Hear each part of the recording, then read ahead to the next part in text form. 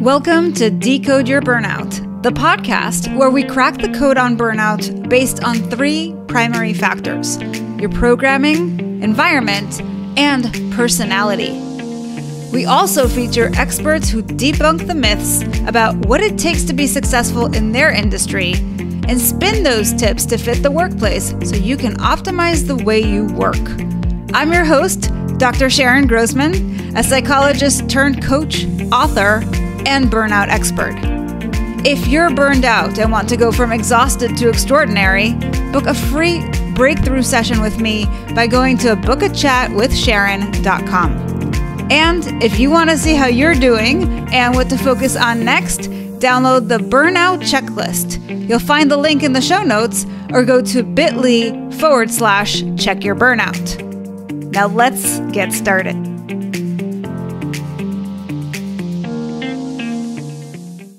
Welcome, Decode Your Burnout fans, to another episode with me, Dr. Sharon Grossman, and we are in for a treat today. I am here today with my friend, Alex Strathdee. He is somebody who I have been collaborating with, and I've been learning a lot from him. So let me tell you a little bit about him, and then I'll introduce you formally. So at the age of 21, Alex convinced 11 colleges to send his book to 40,000 plus students across the US. Now, he's the founder of AdvancedAmazonAds.com, where he's got over 200 books and over $300,000 in ad spend. And he helps authors get their books read. He works from varied countries from around the world. He's a minimalist at heart, and everything he owns fits into a backpack and duffel bag. When he's not working, you can find him sitting out on a surfboard, waiting for the next big wave. Alex, welcome so much to the show. Sharon, Dr. Grossman, thank you so much for having me. It's awesome. So, Alex, I'm really bringing you on as an expert in your field. And what we are aiming to do on this episode is really debunk the myths about what it takes to be successful in your industry. So you are somebody who helps authors through Amazon ads so that when somebody goes onto Amazon, just for people who aren't really clear on how this works, right? You go onto Amazon and you do a search. In my case, it might be burnout. So I'm looking for a book on burnout, and I might see all the things that come up organically, but then there's also one that says ad, or how does it work? Yeah, whenever you see that little sponsored tag, that is how you know that you are being advertised to on Amazon. And they're so subtle that most people actually miss them. They show up in a variety of places. Two main places are when you're on Amazon and you're searching for something like burnout. You'll probably see in the books that appear that some of those have a little sponsored tag. Those are Amazon ads. Now, they also appear alongside the books that you're maybe looking at currently. And those will appear down. There's usually a carousel that says books that are similar to this one. You might not know it, but those are actually paid places. People are actually betting, or not bet. I don't know if betting is the right word. They're putting in a bid in an auction to say, if I display here and someone clicks on my ad, then I will spend $1 or 50 cents or, whatever amount. And they'll show up on relevant books where they have overlap in readers, things like that. So those are the two main reasons, two main places that ads are going to show up on Amazon. So if I am an author, why do I want to spend money on Amazon ads? I mean, I get the concept that, maybe people will find it and I'll be able to sell more books, but is there anything more that I need to know? And is it something that I can do on my own, or should I hire somebody to do this for me? Those are great questions. And if you're like me, you find it out the hard way, who wrote a book, didn't think about how they were going to actually market that book and bring readers like so many people do over the long term. And you just don't put thought into it. And so Amazon ads is one of the solutions for reaching more readers. It's sort of like a virtual drive across the country, right? Whether you're driving through Nebraska, you're going to see certain types of billboards there. You're driving through the South, you're going to see certain types of billboards there. If you're driving through New York, you're going to see, maybe some different billboards there, right? It's people are, driving across, the virtual platform Amazon, and they're going to be seeing billboards. And it's a question of, where do you want your billboards to show up?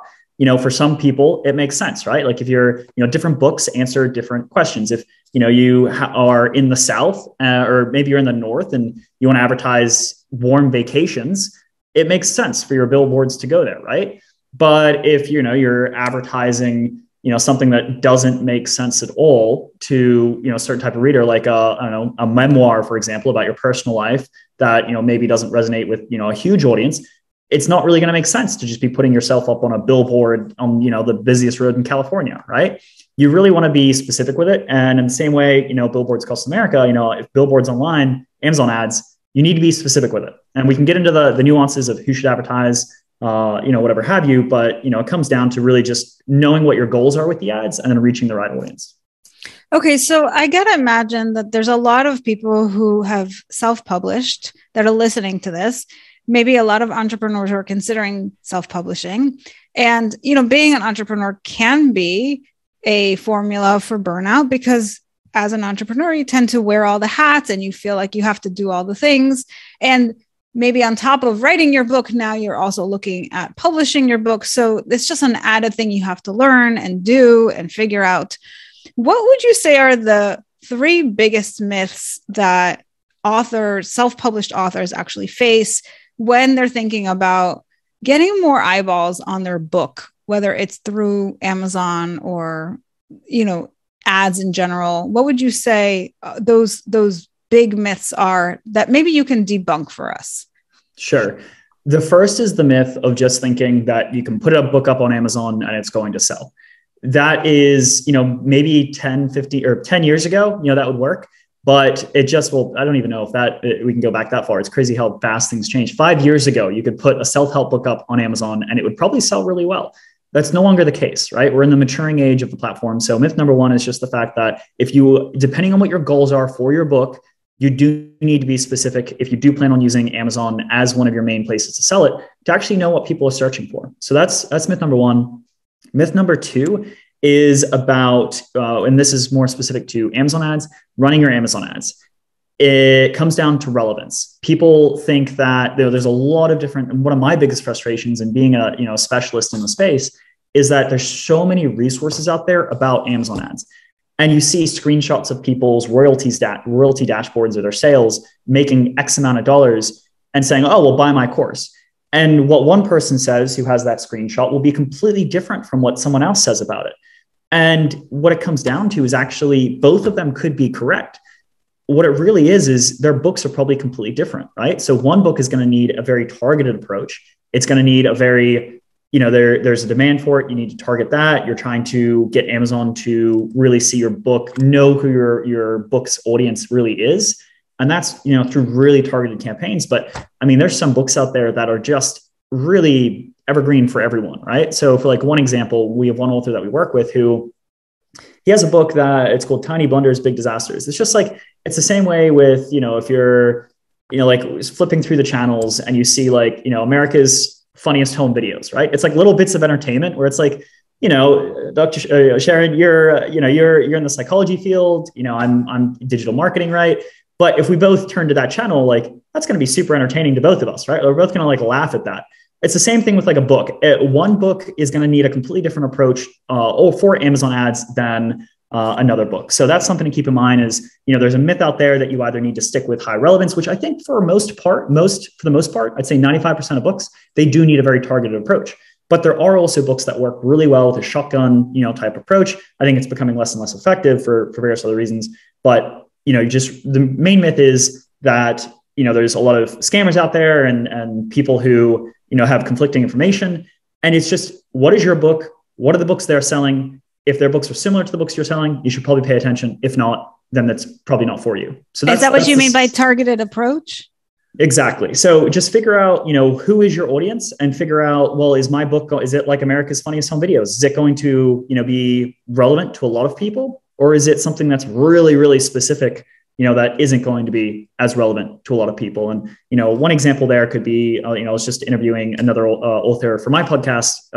His book is Neurofeedback, right? It's about neurofeedback. That's only going to be relevant to people who know about neurofeedback, as opposed to if you, write this book, Tiny Blunders, Big Disasters. It's about like the little mistakes, big world leaders have made along the way it's like an entertainment book, right? And like how it's like unfolded, that's relevant to a lot of people. Like a lot of people can get entertainment out of that. So it just comes down to like, who is your audience going to be? And, if you have a lot of people that might be interested in your topic, well, then that's great. You can go a little wider, but, a lot of books really you need to niche down, know who your audience is, and target relevantly on Amazon. Does that make sense? Yeah. Yeah, for sure. So that's the second myth. That's the second myth. Yep. What's the third one? The third myth is that, and this, I've learned this in my own business. You feel you have to do everything, right? There are so many Amazon ad practitioners out there.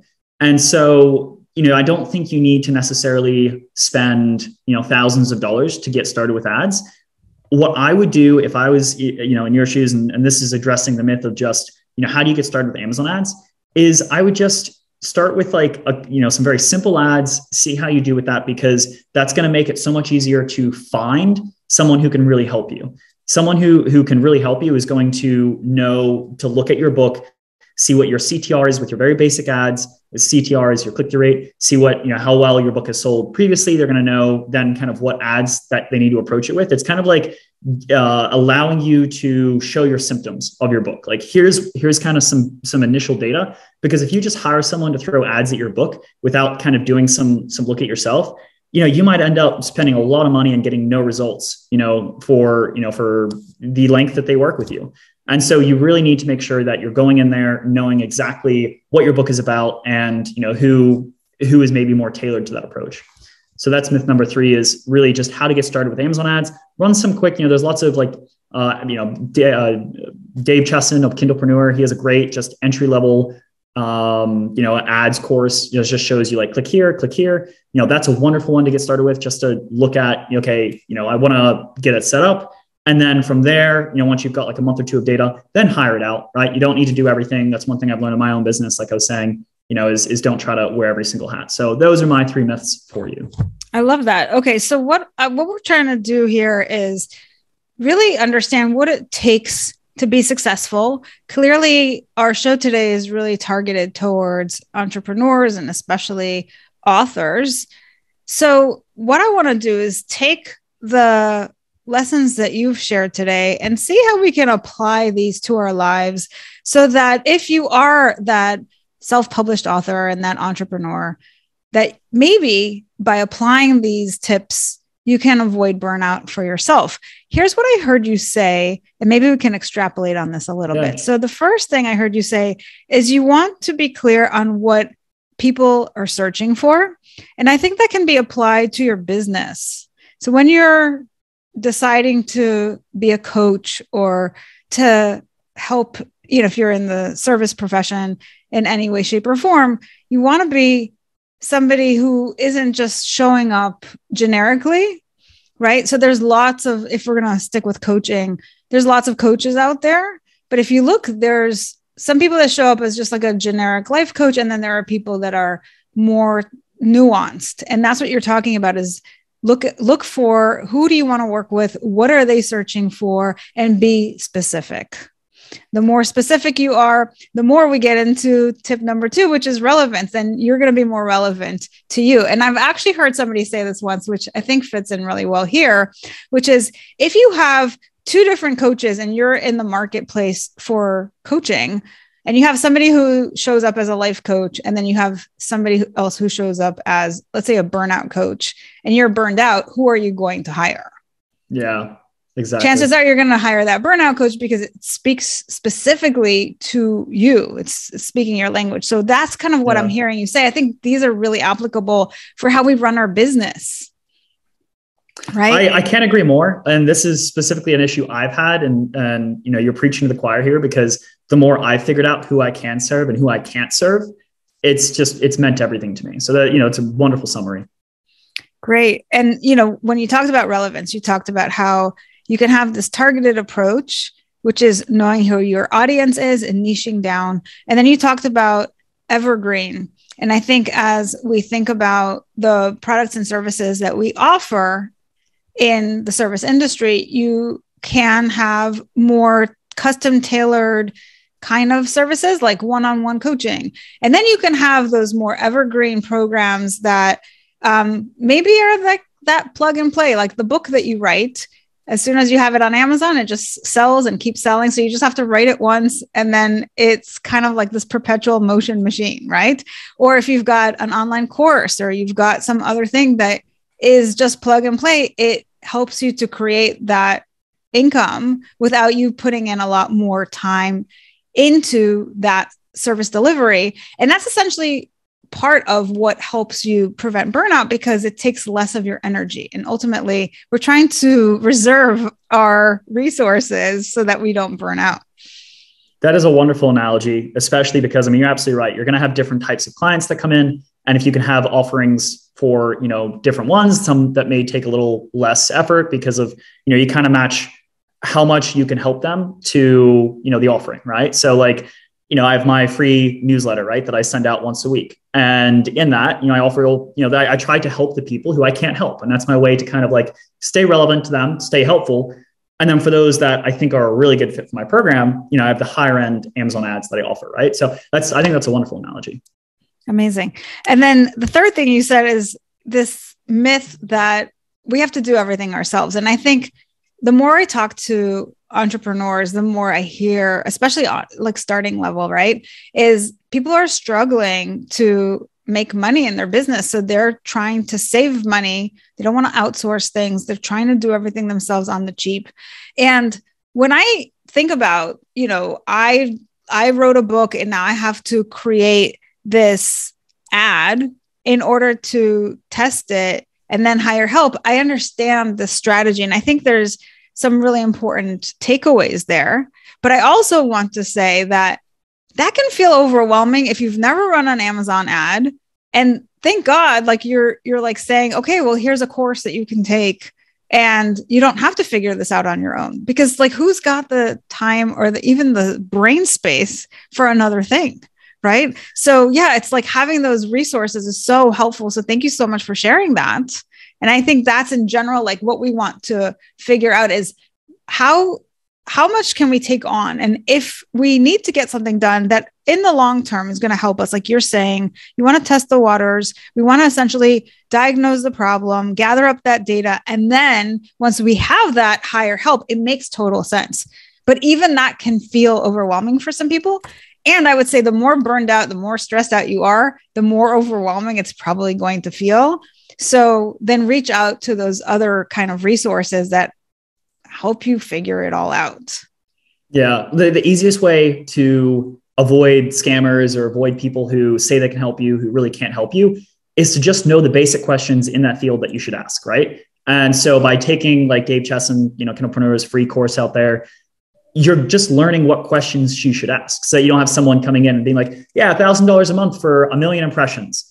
It's like, okay, but like, are impressions going to like move your business forward? Like, no, like, so just having that entry level information really helps you know what questions to ask, but it doesn't mean you have to become the Amazon ad expert, which is exactly what you told. So you did a better job at summarizing my 3 points than I did. So thank you for that, Sharon.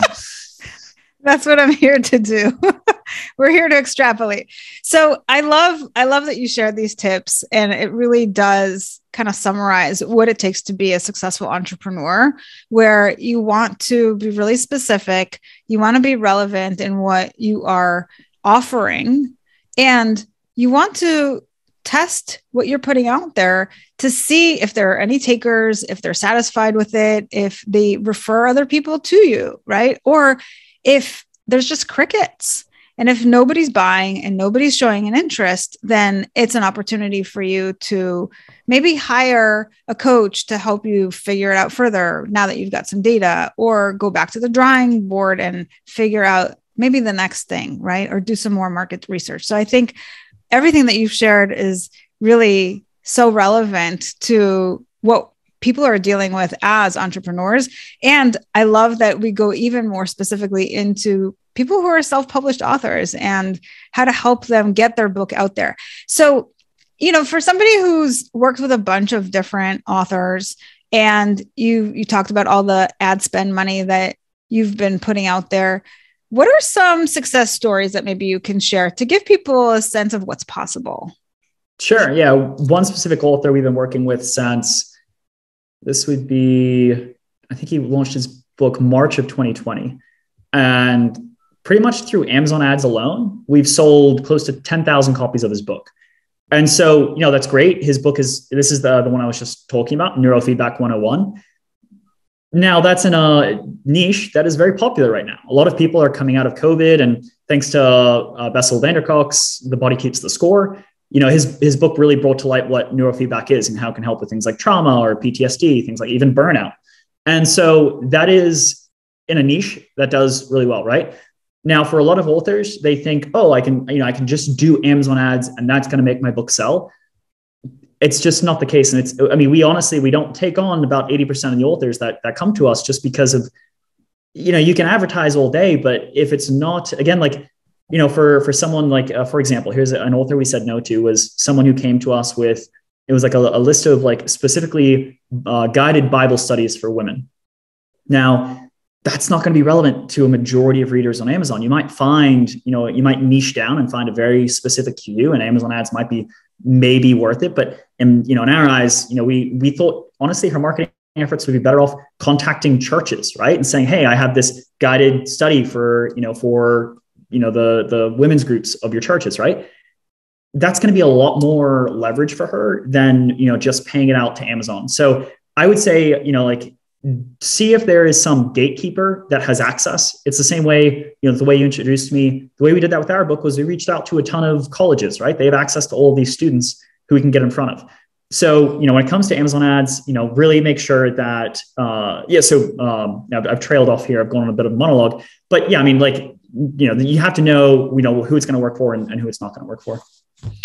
And I think it's really good to know that if somebody reaches out to you, that you're not in the business of like just taking everybody's money and let's see what happens, but you actually are using your expertise to save people money and say, like, if we don't think this book is going to perform well, we don't encourage you to do this. And then maybe you give them some other alternative strategy outside of Amazon ads that might be helpful, like contacting your churches.